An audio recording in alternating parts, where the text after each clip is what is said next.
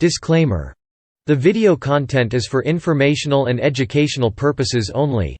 If anyone misuses it, Dark Hunter 141 will not be held responsible for it. Thank you. Welcome to Dark Hunter 141. আজকে আমি আপনাদেরকে Facebook hack সংক্রান্ত কিছু বিষয় নিয়ে আলোচনা করব। অর্থাৎ কিভাবে আপনারা ফেসবুক হ্যাক থেকে বাঁচতে পারেন। প্রথমে আমি আপনাদেরকে আশ্বস্ত করতে চাই যে ফেসবুক হ্যাক করার কোনো 100% ওয়ার্কেবল ওয়ে নেই। তারপরও আমরা দেখি যে আমাদের আশেপাশে অনেক ফেসবুক আইডি হ্যাক হচ্ছে। তাহলে কীভাবে এই আইডিগুলো হ্যাক হয়, আমি আজকে এই বিষয়ে আপনাদের সাথে আলোচনা করব। তো আপনার ফেসবুক আইডিটা যেভাবে হ্যাক হতে পারে তার মধ্যে কয়েকটা উল্লেখযোগ্য কারণ হচ্ছে বা পদ্ধতি হচ্ছে ফিশিং, ব্রুট ফোর্স অ্যাটাক অথবা কিলগার, এগুলোই। আচ্ছা, প্রথমে শুরু করি। ফিশিং কি? ফিশিং হচ্ছে মূলত হ্যাকার একটা ফেসবুকে লগ ইনের জন্য যে পেজটা, ওরকম একটা নকল পেজ তৈরি করবে এবং তার লিঙ্কটা আপনার কাছে সেন্ড করবে এবং আপনাকে এরকম বলতে পারে যে তুমি এখানে লগ ইন করো, দেখো ধরুন আপনি পাবজিতে আসক্ত, তুমি এখানে লগ ইন করো, তুমি কিছু ইউসি ফ্রি পাবা, তুমি এখানে লগ ইন করো, তুমি ফ্রি ফায়ারের কিছু ডায়মন্ড পাবা। তো এরকম বা বিভিন্নভাবে আপনাকে অনুপ্রাণিত করতে পারে ওই লিঙ্কে যাওয়ার জন্য। তো যখন আপনি লিঙ্কে যাবেন, আপনার ওখানে নাম্বার এবং পাসওয়ার্ড দেওয়ার জন্য জায়গা থাকবে এবং লগ ইন করার। তো আপনি যখন নাম্বার পাসওয়ার্ড দিয়ে লগ ইন করবেন, তখন সাথে সাথে আপনাকে অন্য একটা পেজে নিয়ে যাবে এবং আপনারা কিছুই পাবেন না।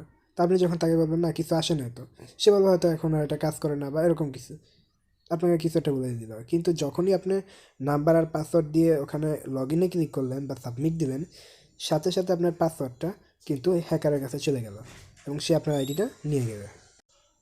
তো এভাবে ফিশিংয়ের মাধ্যমে কিন্তু আপনার আইডিটা হ্যাক হয়ে যেতে পারে এবং বর্তমানে সবচেয়ে বেশি আইডি হ্যাক হয় এই ফিশিংয়ের মাধ্যমে। এরপরে হ্যাকার আপনার আইডি হ্যাকের জন্য যেই পদ্ধতিটা ব্যবহার করতে পারে তার নাম হলো ব্রুট ফোর্স অ্যাটাক। এটাকে ডিকশনারি অ্যাটাক বা পাসওয়ার্ড গেসিংও বলা হয়ে থাকে। এর জন্য হ্যাকার কী করে, অনুমান করে আগে থেকে অনেকগুলো পাসওয়ার্ড নিয়ে একটা ওয়ার্ড লিস্ট বানিয়ে ফেলে, একটা পিডিএফ ফাইলের মতো তৈরি করে, টিএক্সটি ফাইল। তো এই ফাইলের মধ্যে সে হাজার হাজার পাসওয়ার্ড থাকে, সে গেস করে আগে থেকে লিখে রাখে। অথবা এরকম ইন্টারনেটেও এখন এরকম অনেক পাসওয়ার্ডের লিস্ট আছে যেখানে মিলিয়ন মিলিয়ন পাসওয়ার্ড দিয়ে এই ওয়ার্ড লিস্টগুলো তৈরি করা থাকে এবং এখানে সম্ভাব্য সব ধরনের পাসওয়ার্ডই দেওয়া থাকে।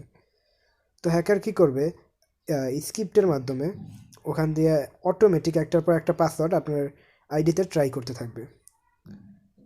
ধরেন প্রতি সেকেন্ডে 10টা-15টা এরকম ট্রাই করে বা আরও বেশি। তো যখন ওখান দিয়ে কোনো একটা পাসওয়ার্ড আপনার আইডির সাথে মিলে যাবে, তখন কিন্তু হ্যাকার অটোমেটিক আপনার পাসওয়ার্ডটা পেয়ে গেল। এবং এছাড়াও যেটা হতে পারে এটা হলো কিলগার পদ্ধতিতে হ্যাক খুবই কম হয় বর্তমানে।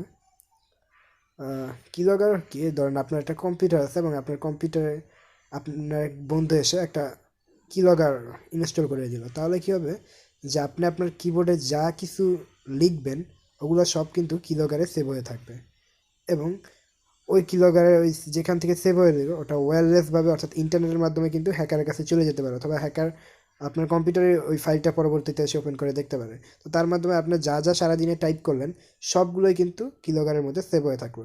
তো আপনি আপনার ফেসবুকে ঢোকার জন্য কিন্তু নাম্বার পাসওয়ার্ডও ওখানে টাইপ করবেন। তো হ্যাকার কিন্তু ওগুলো দেখেই বুঝতে পারবো যে এখানে আপনি কী কী টাইপ করছেন এবং কোনটা আপনার নাম্বার পাসওয়ার্ড হতে পারে। তো এভাবে কিন্তু আপনার আইডিটা হ্যাক হয়ে যেতে পারে। তো এগুলোই হচ্ছে ফেসবুক হ্যাকিংয়ের মানে সম্ভাব্য ওয়েগুলো। আর এগুলো থেকে বাঁচার জন্য আপনি কী করতে পারেন? প্রথমত ফিশিং থেকে বাঁচার জন্য এরকম যদি আপনি দেখেন যে কেউ আপনাকে কোনো লিঙ্ক দিচ্ছে, তাহলে লিঙ্কটা আগে উপরে পড়ে নেবেন যেটা অ্যাকচুয়ালি কি অফিসিয়াল কিনা। যেমন ফেসবুকে লগ ইনের জন্য এরকম থাকবে যে মোবাইলে লগ ইনের জন্য m.facebook.com। তো এই m.facebook.com ছাড়া যদি অন্য কোনোভাবে আর কি লিঙ্কটা থাকে, তাহলে মনে করবেন এটা ফিশিং লিঙ্ক। কোনো লিঙ্ক সম্পর্কে আসলে সচেতন না হয়ে ওখানে ক্লিক না করাই ভালো।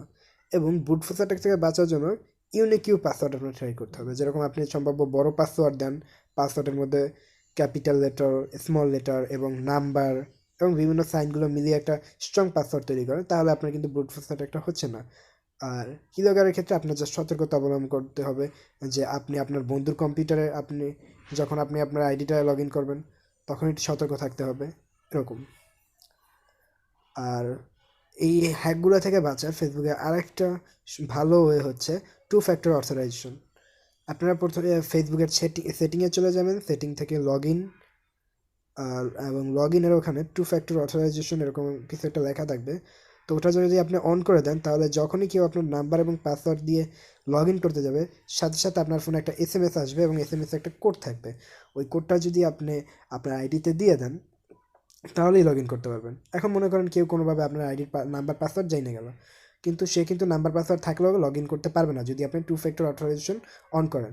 কেন? কারণ যখনই সে নাম্বার পাসওয়ার্ড দিবে আপনার ফোনে SMS আসবে এবং ফোনটা তো শুধু আপনার কাছেই। তো তার কাছে নাম্বার পাসওয়ার্ড থাকলেও সে লগ ইন করতে পারবে না। তো আজকের জন্য এতটুকুই।